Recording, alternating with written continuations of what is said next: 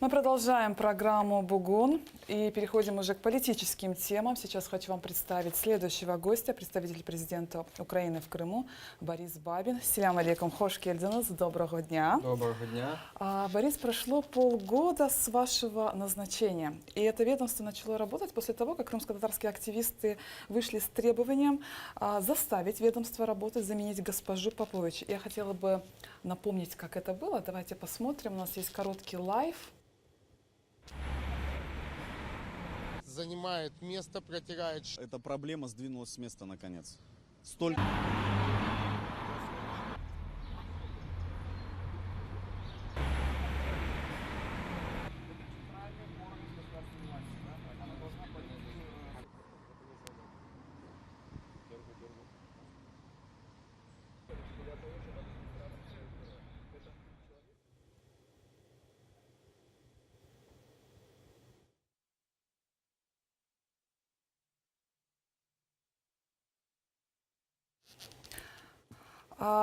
Мы помним, как это было. Прошло полгода.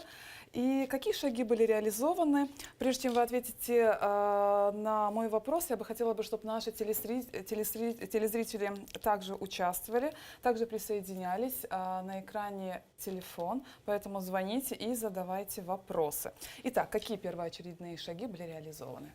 Почнемо з того, що кримчани знають, що таке представництво президента ВРК. Це орган, який працював в автономії ще з 90-х років. Він не забезпечував тоді зв'язок між центральною владою і владою автономії. Після агресії, окупації півострову було схвалено доволі мудре державницьке, як на мене, рішення перемістити представництво в найближчий до Криму адміністративний центр, де є українська влада, саме до міста Херсон, і забезпечити його існування в екзилі. Було схвалено відповідні укази розпорядження президента. І з нормативної сторони, і з сторони кадрової, і з сторони організаційної, фінансової, нічого не заважало органу працювати. І дійсно, влітку 17-го і кримськотатарські активісти, ми там бачимо інших активістів патріотичних, вони задали це питання. Можливо, це питання було почуто указом президентом України, бо Петро Порошенко своїм указом звільнив попереднього постійного представника саме за відповідні порушення трудового законодавства. Це указ є в відкритому доступі. Я був призначений на посаду разом з моїм першим заступником, водночас з паном Ізетом Гдановим. І, до речі, розпорядженням президента мій перший заступник, це були певні такі зміни організаційні, було визначено його відповідальність за саме кримськотатарське питання. І ця кандидатура була, звісно, узгоджена з Меджлісом кримськотатарського народу. І ми, одразу прибувши в представництво, з перших днів наше завдання було забезпечити безперебійність діяльності державного органу в умовах дуже специфічної ситуації, коли попередній постійний представник зникає з гербовою печаткою в місті Херсон. І, до речі, за півроку вона після цього так і не з'явилася в установі. Вона спілкується з нами через суд, уже двічі, я так розумію, подавалася на поновлення, але нехай суди це розглядають. Нам працювати, нам своє робити. В чому основна проблема? Оскільки фактично орган не виконував частину своїх обов'язків протягом 2 років, багато інших державних органів і взаємодії, яка склалася за цей період, вона просто не враховувала представництво. Тепер, коли орган запрацював, нам слід забезпечити те, щоб закони про представництво і стаття 139 Конституції України, яка визначає наш статус, вони б запрацювали на материковій Україні і допомагали б кримчанам в умовах окупації. Тому основне перше завдання, яке ми вже зробили, це забезпечення роботи органу відповідно до чинного законодавства.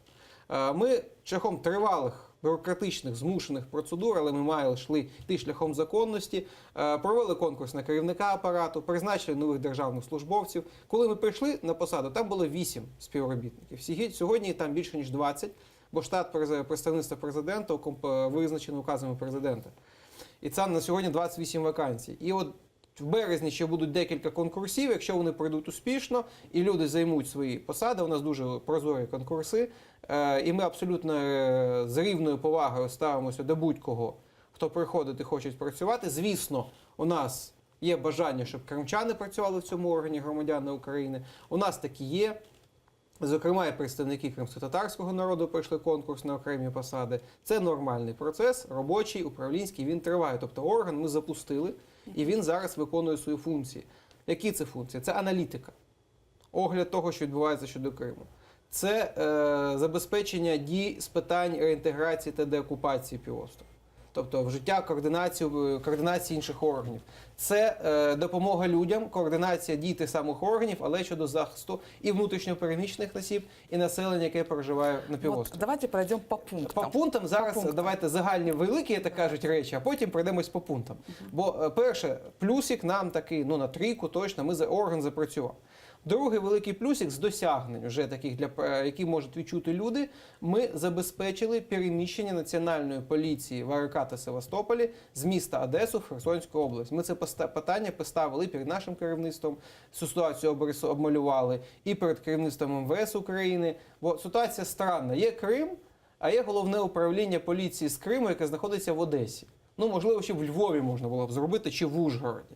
Там були об'єктивні певні причини тоді, коли воно починалося в 2014 році, але сьогодні вони мають спілкуватися з кримчанами, а за статистикою абсолютно більшість людей, які перетинають адмінміжу, їдуть в Херсонщину для задоволення власних гуманітарних потреб, отримання адміністративних послуг, відповідних документів, сертифікатів, свідоцтв, паспортів і так далі. Вони тут, вони хочуть спілкуватися з українською владою, українська влада має бути там, де з нею хочуть спілкуватися і громадяни, зокрема з правоохоронного виміру. Вже наприкінці цієї зими на пунктах пропуску працюють поліцейські з підрозділів Нацполіції ВРК. Сьогодні вони там проводять набір, вже і на інший, і там будуть і слідчі, і оперативні уповноважені, патрульна поліція. Я там бачу цей такий здоровий ентузіазм, і повірте, і це і громадянам буде краще, і окупантам це також, як то кажуть, маленький мінус в карму, це вже точно.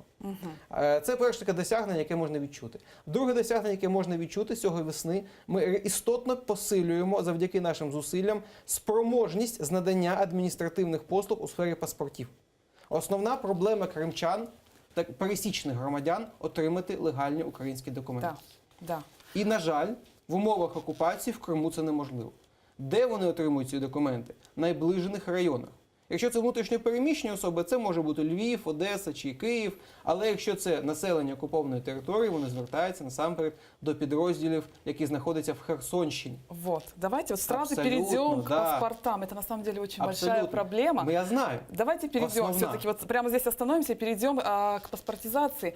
Вот именно в Херсонском регионе даже сегодня очень сложно получить паспорт. При том, что в Киеве нет этих проблем. Почему-то в Херсоне создаются такие препятствия, требуют принести там домовую книгу. Хочу напомнить, кстати, рассказать о крымских татарах, ведь у большей части даже люди живут на самовозвратах. Требуют такие документы, что людям создаются очень большие препятствия. Згоден. Але насамперед це важлива проблема. Але це проблема вторинна. Знаєте, яка первинна проблема? От просто подати документи. Фізично прийти і поспілкуватися з інспектором. Там черги, які останній раз бачив в радянські часи, там за свіжим молоком в Криму. Реально, я це ще пам'ятаю дитиною. Це жах, що твориться. А чому? Тому що реально спроможність просто спілкуватися з людьми і опрацьовувати ці документи, які надходять, вона обмежена фізично. Це величезні зловживання. Тобто абсолютно чесні, нормальні люди платять хабарі, щоб просто потрапити, вибачте, до інспектора. Да. А це породжує боротьбу зі зловживаннями. І тоді виникає оце інше питання. А дайте домову книгу, а хто ви такі? Знаєте, це інша проблема, але я до неї повернуся. І коли ми сьогодні розширимо перший фронтлайн, тобто ми розширимо кількість можливостей прийняття цих документів і знімаємо ці, знаєте, радянські черги, і коли люди будуть хоча б знати, що вони можуть спокійно подати ці документи первинно, на другому етапі ми вже будемо опрацьовувати основні проблеми, які виникають з змісту цих документів. А на сьогодні нам головне, знаєте, як збити цю температуру. У цього у вас це зараз ще в процесі. Так, але вже є перший результат. Наприклад, яким шляхом ми пішли? Ми пішли шляхом утворення центрів надання адміністративних послуг. Бо центри надання адміністративних послуг, які в великих містах вже є, в Києві, в Харкові, вони знімаються навантаження органів Державної міграційної служби. Ми звернули до територіальних громад, особливо в умовах децентралізації. В умовах децентралізації це дуже добра, до речі, така політика проєвропейська наша. Вони мають кошти. Не якийсь дядя їм дав з Києва там, чи з Херсону, а власні. І на ці, знаєте, селянські прості відносини, вони зрозуміли, що у них буде цей центр, і кримчани будуть приїжджати, платити це невелике відносно мита, скільки там 300-200 гривень за оформлення документів, воно буде йти до місцевого бюджету, до громади, вони зацікавлені в цьому. І тому вони сьогодні шукають ці кошти, ми провели відповідно багато переговорів за півроку, повірте там. У нас це питання підіймалося кожного тижня декілька разів. із громадами, із районною владою, адміністраціями, із обладміністрацією, міграційна служба, державний підприємство «Документ». Що ми маємо на сьогодні? В декількох районах Херсонщини навесні запрацюють ці центри. Насамперед, це Чаплинка, це Каховка і це Херсон. На черзі і Новотроїцьке. Це 4, де буде точно розширений чинний центр, чи збудовано, не збудовано, просто обладнане приміщення і закуплене обладнання з нуля. Також на черзі Новоолексіївка, там проведено громадські слухання. Завтра будуть відповідні слухання в Рикове, це колишні партизани. Будуть слухання в Генічеську. Також ця ідея активно розглядається об'єднаними територіальними громадами Каланчаку і Преображенка. Це найближчі до КПП Каланчак населені пункти. Щодо Преображенки, там вже також процес йде, вони шукають кошти на обладнання, вони знайшли вже приміщення. Але і це не все. Поза цих питання ЦНАПів, інше питання – це розкриття, розвиток спроможності державного підприємства «Документ», яке є в Херсоні. На сьогодні на добу воно приблизно обслуговує робочу 100 осіб за день. І 50% цих осіб – це кримчани. Чому кримчан обслуговують повільніше, тому що від них вимагають додаткові документи.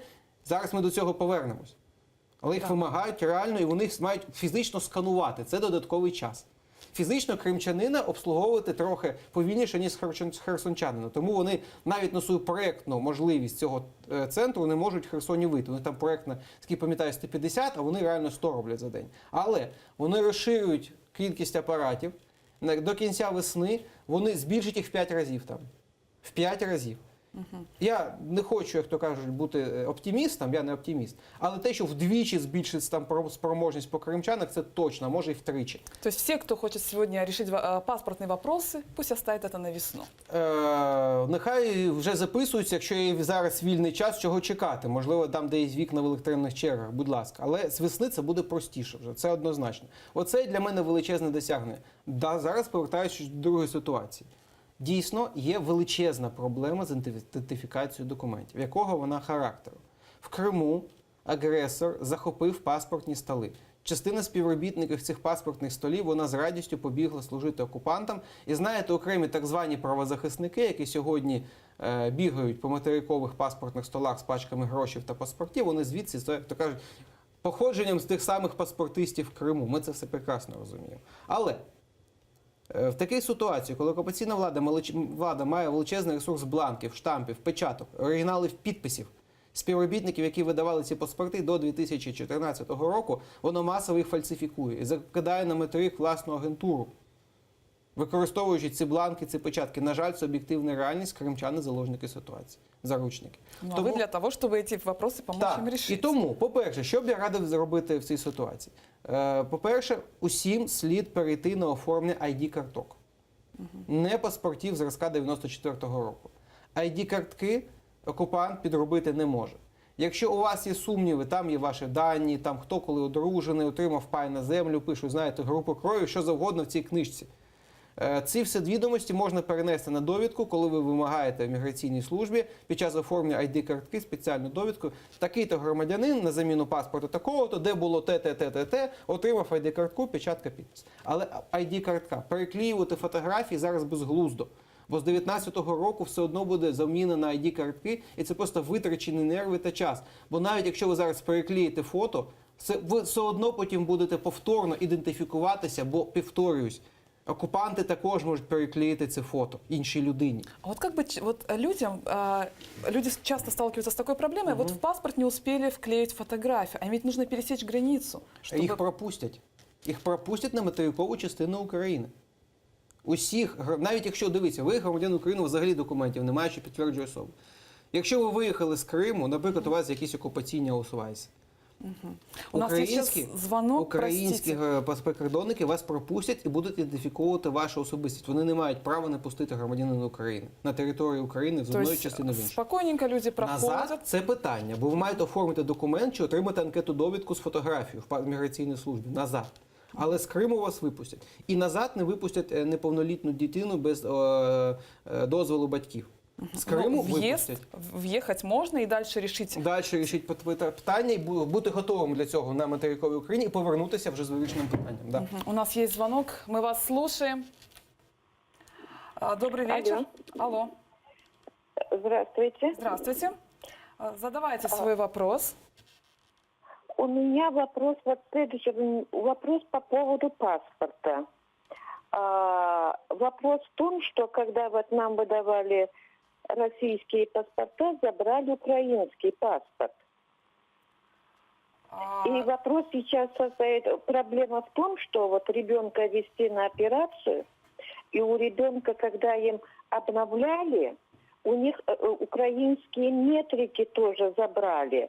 Их переделали на российский, а метрики тоже забрали. И вот теперь вопрос, как же поступить вот здесь, как выход, какое положение? Я вибачаюсь, У нас хто украинского забрав паспорти? паспорта нет, ни у меня, ни у детей нет украинских. Хто у вас їх документов. забрав? Чому? Почему у вас забрали украинские паспорта? А вот я не знаю, Ні, ну хто це зробив? я не знаю, вот это вот забрали тогда. Ну хто саме забрав? Який орган? Чому це було зроблено? Это вот орган паспортный стол. Это в Крыму, в Советском районе. Хорошо, спасибо вам за звонок. Ну, ситуація наступна. Дійсно, складно коментувати конкретну людську долю, можуть бути різні ситуації. Здебільшого ми знаємо прекрасно, що паспорти здавали дійсно співробітники, які йшли на службу окупанту, в державні органи, установи, військовослужбовці. Вы знаете, есть частные случаи. Я кажу есть так, частные, але є есть приватні частные випадки зловживань на місцях, ми це знаємо. Але, на жаль, у цій ситуації єдиний вихід – це проходження процедур ідентифікації. У людини немає ніяких українських документів узагалі. Звідки ми знаємо, хто це? Вибачте. Окупанти можуть зараз намалювати що завгодно. І кому завгодно вони це можуть намалювати. Процедура ідентифікації потребує на 3 свідки. Це велика проблема, я згоден. Але всі мають розуміти ситуацію війни, яка триває. З нами, з росіянами, конфлікт. У нас з росіянами конфлікт. Вони роблять все, щоб заслати на материкову частину власну агентуру, легендувати її фейковими документами і, як то кажуть, запустити усі сфери соціального життя. У нас такі особи є. В цих умовах просто вірити людям на слово, без свідків, без перевірки, вибачте, з усією повагою до прав людини, неможливо. Тому людина, яка хоче оформити ці документи для себе, має вивезти з Криму 3 свідків або знайти на материковій Україні 3 свідків, які підтверджують її статус як громадянина України. Ну так само щодо свідоцтв про народження, я вперше чую, щоб вилучали свідоцтво. У детей есть такое, есть такие. Ну, буває, але це не дуже Есть нечасто. такие, здесь нужно было Можливо, требовать, втрата. защищать, здесь надо было Втрата була, спорить. знаю, втрата, пошкодження, умисне псування окупантам, але вилучення свідоцтва щось цікаве. Еще важный вопрос, помимо паспортизации, это пункты пропуска. Вы знаете, там всегда очень много проблем. Да. Всегда. И особенно на украинской границе. И украинская граница, понятно, что это временно. Да, понятно, что это все временно, и мы вот все просто ждем. Но работать всего лишь одно окно. Это просто невыносимо. Очень сложно перемещаться. Почему так происходит? Когда вы будете все-таки благоустраивать границы? Є декілька питань. Благоустрій – це одне. Пропускна спроможність, ну, чесно, це не така велика проблема. Саме пропускна спроможність. У нас є, вибачте, ну, кількість статистична людей, які перетинає адмінмежу, да? По всіх КПВВ. Там такої юрби, як показує російське телебачення, ні на в'їзд, ні на виїзд немає. У нас за півроку у нас було жодної скарги саме на черги. У нас були скарги іноді, коли прикордонники людину беруть на огляд, як то кажуть, второї лінії, людина дійсно каже, а чого мене 3 години тримали? Але вибачте, є різні люди, є різні ситуації. Але от питання вікна і кількості яких осіб, які прикордонники обслуговують, ну, можливо, це і є. Але за півроку люди на це не скаржаться, вони скаржаться на інше. На що вони скаржаться? На необлаштування. 100%. На певний корупційний ризик із боку митників. 100%. Да. Але ну, те, що ви казали, можливо, це не головна проблема. Для мене головне на сьогодні – це корупційні ризики. Да, они есть. Я вам даже расскажу, я даже приведу вам пример. Крыму российские паспорта – это вынужденная мера, Да. и это нужно понимать, что это временно, это вынужденная мера, и цена стоит всего лишь, понятное дело, пограничник должен составить протокол. Нет. Это, На каком основании? Нет. а теперь расскажу ситуацию, которая происходит. Составляется протокол, тут начинается проводится беседа и озвучивается цена. То есть принцип стоит 5000 рублей. По-перше, що би я хотів усім переконливо радити? Перше, коли від вас на контрольних пунктах пропуска вимагає хто завгодно гроші, перший варіант, там є гаряча лінія представництва, дзвоніть. Другий варіант. А где горячая линия? Прямо на Расскажите. КПП, на доміках, наклейки, стікери, вони там є. Наша гаряча лінія, дзвоніть. На жаль, лише в робочий час, бо ми не військовий орган, ми вночі не працюємо. Але алгоритм наступний. Там на КПП є черговий старший змін. Якщо у вас вимагають кошти, ви громадянин України, ви на власній землі, вимагаєте на чергового зміну, вимагаєте на офіцера СБУ, кажуть, шановний, ви хочете кошти, давайте сюди СБУшника, давайте сюди командира зміни. Я дзвоню в представництво президента. Повірте, там питань не буде ніяких ні у кого. Другий варіант, він такий, знаєте, більш можливий, коли ви прямо знаходите там співробітника СБУ, підходите, берете за руку, кажуть, від мене вимагають кошти такий-такий. Інший варіант. Корупційний ризик відбувся, ви приїжджаєте в Херсон, пишете нам скаргу, але, будь ласка, одразу, конкретно. КПП таке-то, зміна така-то, я такий-то, перебував там-то, від мене підійшов такий-то, такий-то офіцер. У них там є відеозапис. А електронним Все путем фіксується. це можна осуществити? Знаєте, у нас є, вибачте, велика кількість зловживань з окупованих територій. Це можна зробити електронним шляхом, але все одно в електронному зверненні це бажано мати скан вашого звернення, написаного з вашим підписом, контактними даними, не якимось e-mailом, знаєте, на Mail.ru нам пише «Українські прикордонники сволочі». Напишіть «Маша, Mail.ru, негайно всіх звільніть». Ми таке не зможемо розглядати нормально, це анонимка. Конкретна людина має показати дані. Повірте, ми розбираємося. Керівництво Азово-Чорноморського загону, на відміну, наприклад, від митників, там свої проблеми, усі ви бачите, що там відбувається, там, слава Богу, є боротьба з корупцією, затримання, дуже рішуче налаштоване, у мене з ними робочий зв'язок, прямий. Вони будуть цих товаришів всіх виганяти. Там, я вам можу запевнити, що на рівні прикордонників там немає корупційної піраміди. Якщо там на місцях хтось бере, це особисто, як то кажуть, статеві проблеми, які будуть дуже рішуче керівництвом владнані. Будь ласка, дзвоніть, пишіть. Ми зацікавлені в цьому. Ми найбільші, хто зацікавлений в тому, що там не було корупції. Далі про КПВ? Там багато ще чого. Да, есть телефонный звонок, давайте Да. выслушаем нашего зрителя. Добрый вечер, селям алейкум. Откуда звоните? Я не слышу. Мы вас не слышим. Еще раз, пожалуйста, только отойдите как можно дальше от телевизора. Алло. Алло. Да, мы вас слушаем. Задавайте свой Здравствуйте. вопрос. Здравствуйте. Я хотела вопрос задать Борису Владимировичу. Борис Владимирович, вот сейчас в вашу компетенцию входят обеспечение воплощения в жизнь Конституции и законов Украины, обеспечение взаимодействия органов государственной исполнительной власти Украины с Республикой Крым. У меня к вам вопрос. Скажите, пожалуйста, что лично вот вы, вот, как представительство президента Украины, сделали это изменение в Конституцию Украины в разделе «Автономная Республика Крым»? Вообще, я хотела бы знать, вы сами как смотрите этот вопрос, вот на этот вопрос, изменения нужны или нет? И что сделали вы именно касающиеся этого? Потому что 6 декабря Андрей Парубий очень там много обещал, что в конце января будут проголосованы изменения. Но уже конец февраля. Вы знаете, мы здесь живем, терпим. Слава Аллаху, нам Аллах дает терпение, мы терпим, но мы не видим от вас действия. Честно скажу, Борис Владимирович, по сравнению, когда возглавляла это Попович Наталья, и сейчас вы много что делаете, но недостаточно. Поверьте, это очень мало. Вы должны много делать. Вот именно это ваши полномочия, ваши эти права входят это. Что вы сделали? Вот в Верховной Раде были, стучали ли кулаком, или на международные платформы выходили куда-то, чтобы изменили Спасибо. в разделе «Автономная Республика Крым», внесли изменения в Конституцию Все України. дуже просто. Це дійсно велике питання, яке підіймалося багатьма різними політичними силами. На сьогодні до мого призначення, підкреслю, до мого призначення, сформована робочу групу Конституційної комісії. Конституційна комісія сформована президентом України. Є робоча група з питань опрацювання цих змін саме до розділу 10 Конституції України Автономної Республіки Крим. В склад цієї робочої групи входять як народні депутати, наскільки я пам'ятаю, так і науковці, так і представники Меджлісу кримськотатарського народу та інші активісти. Там є величезне кримськотатарське лобі, фактично. І це правильно.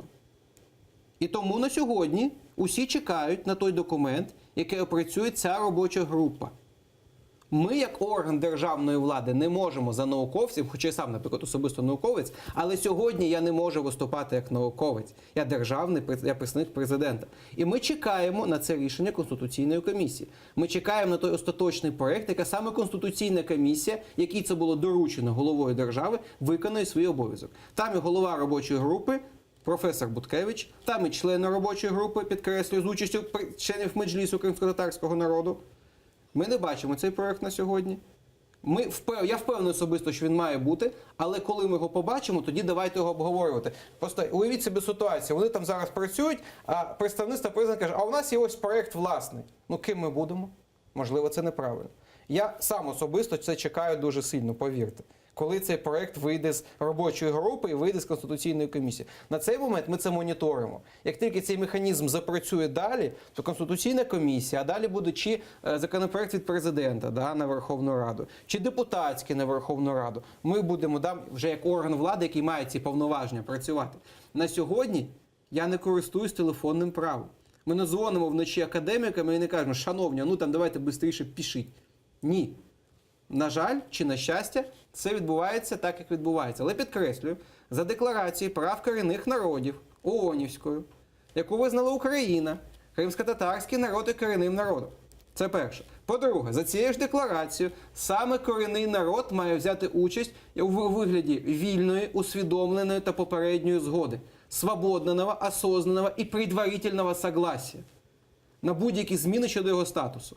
Тобто тут питання цієї згоди за Меджлісом кримськотатарського народу. Він має його надати, сформулювати в вигляді цих позицій. Поки цього не буде, подальше опрацьовувати долю кримськотатарського народу, а всі ми прекрасно розуміємо, що будь-які зміни в Конституції стосуються саме долі кримськотатарського народу, органи державної влади не можуть. Як? Поки сам кримськотатарський народ для себе не вирішить, що він точно хоче, до коми, до літери, як кажуть класики, тоді органи державної влади мають включитися. Це моя особиста думка. Щодо того, що ми особисто зробили з цих питань.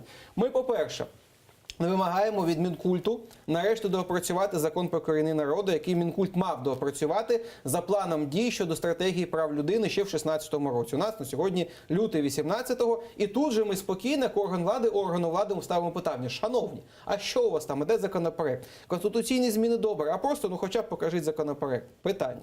Далі ми підняли питання щодо МЗС важливе, і ми будемо брати участь, до речі, в цих заходах. Це міжнародний ООНівський механізм захисту прав корінних народів. Це експертний механізм в Женеві, це постійний форум Нью-Йорку. Я думаю, що мій заступник буде із Данов в Нью-Йорку, я сподіваюся на Женеву. Ми там будемо відстоювати інтереси держави України і обговорювати захист прав кримськотатарського народу. І водночас ми поставили питання запрошення спеціального спостерігача в Україну з питань прав корінних народів, щоб він поспілкувався тут саме з представниками корінного народу, з місцевими меджлісами, з меджлісом, побачив це все, дав відповідні певні рекомендації, можливо, владі України. Це те, що ми зробили за півроку, як то кажуть, від представництва. Честно сказать, уже прошло 25 лет, и я как крымская татарка, да, я прежде всего крымская татарка, наш народ уже много показывал позицию свою проукраинскую, и одно и то же. Вот вы мне рассказываете, тогда были другие пути, и ведь и до сих пор мы в ожидании. Я надеюсь, что все-таки этот вопрос решится. Я тоже надеюсь, надеюсь. И надеюсь, что мы в следующий раз встретимся в этой студии, уже будем друг друга поздравлять. Я надеюсь, что... Хотя бы с проектом. Хотя бы с проектом. Да, одобренным всеми уважаемыми. Сейчас у нас есть скайп от нашего зрителя, давайте примем. Добрый вечер, селям алейкум, мы вас слушаем. Алейкум селям. Доброго вечора. Я донька в'язня Мусліма Алієва, і ось в мене таке питання до пана Бориса. Ми вже 4 роки знаходимося ось в таких умовах, дуже складних для нас. І наш народ, і в тому числі мій батько, потрапив під такий, скажімо, саме репресивний процес. І вже ось другий рік мій батько і багато інших політв'язнів знаходяться в СІЗО. У мене таке питання, що ви вже зробили і що продовжуєте робити для звільнення наших рідних і близьких, і на що нам розраховувати, ось як рідним політзахисних, від вас, від України, що конкретно робить Україна для звільнення політв'язнів Криму? Дякую за питання. Доповідаю. Це питання постійно в межах нашої уваги. Є декілька робіт. Перша робота, яку ми робимо на сьогодні, спокійно, як то кажуть, і тихо, ми не піаримось, це допомога родинам політв'язнів. У тих всіх складних ситуаціях, які, наприклад, ви озвучували, це паспортизація, це перетин адмінмежі з дітьми, без дітей. Це велике питання, повірте. Бо, знаєте, і мій заступник каже дуже добру реч. Окупація Криму не передбачена чинним законодавством України. І коли на материковій частині у родичів політв'язнів вони починають вимагатись дотримування усіх інструкцій Державної міграційної служби, повірте, це мені трохи, знаєте, просто не по-людськи, да? Але в межах чинного законодавства, в межах наших повноважень, не порушуючи законодавство, ми сприяємо людям. У нас десятки вже людей отримують цю допомогу. Я просто не буду прізвища казати, це таке. Друге, що ми робимо, як то кажуть, в іншому вимірі, це ми зараз хочемо навести лад з Міжнародним комітетом Червоного Хреста. Це дуже поважна організація. Вот вы рассказываете, мы хотим, а хочется, чтобы уже было. Вибачте, уже було, це часто, на жаль, неможливо зробити за півроку. Дитину за півроку не можна, вибачте, зробити, щоб уже було. То певні речі мають все ж таки певний термін мати. Ми працюємо сьогодні з Міжнародним комітетом Червоного Хреста. Ви знаєте, що у них є офіс в Сімферополі? І ми вимагаємо від Міжнародного комітету Червоного Хреста, щоб їх зусилля на тимчасово окупованій території були спрямовані на допомогу, зокрема, родинам політв'язнів. Повірте, ми там сьогодні використовуємо всі важелі. Це друге. Третє. Ми на сьогодні виходимо на низку міжнародних відносин цих питань. Наприклад, завтра, я так розумію, буде голосування, просто зараз Комітету Верховної Ради, щодо спеціальної постанови про політв'язнів. Сподіваюся, завтра вона буде проголосована. Далі ми опікуємось, наприклад, дуже цікавими питаннями, як, наприклад, освіта політв'язнів у местах несвободи в Криму. Ми ведемо переговори. То есть дети политзаключенных можуть к вам обратиться в представительство? Нам можуть всі звернутися, зокрема і політв'язні. І повірте, політв'язні буде у нас величезна увага. І вже зверталися. Я просто не буду. Я закликаю всіх з усіма проблемами звертатися до нас. І що стосується порушень прав людини на окупованих територіях, і тут у нас є велика проблема. Знаєте яка? На політв'язнях дуже багато хто піариться. На рівні громадських структур. Тобто сфоткали з людиною і пішли, як то кажуть, калідувати Європою. Вибачте, ми інші. Ми працюємо, щоб людина стала краще. Дуже часто це не потребує медійності взагалі.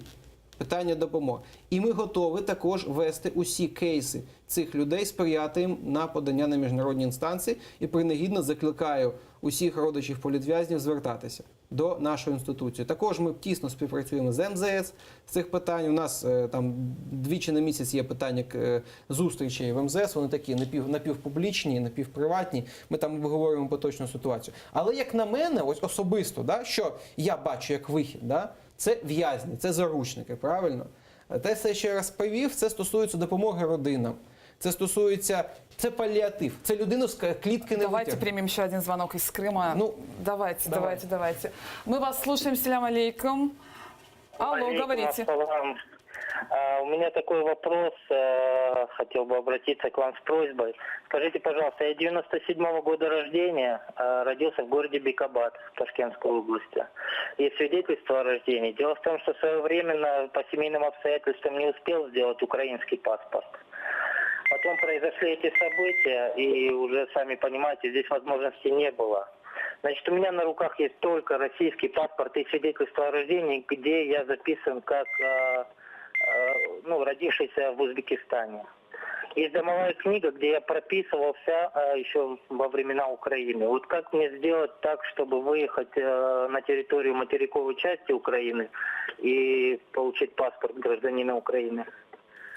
Це складне питання, бо у вас буде одразу дві процедури. По-перше, визначення, хто ви, а по-друге, визначення, чи є ви громадянином України. І перше вимагає на 3 свідка, а друге, органи міграційної служби мають оцінити ваші документи з того питання, коли ви прибули в Україну, з якого моменту ви проживали, чи поширюється на вас відповідне законодавство. Тобто це вже слід, як то кажуть, дивитись документи по другій складовій.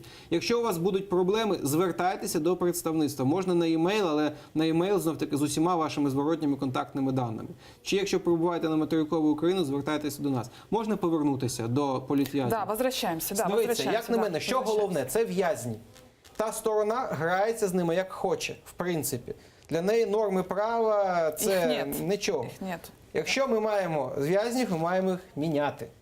А для того, щоб ми їх міняли, ми маємо мати обмінний фонд. А чи є у нас зараз обмінний фонд по Криму?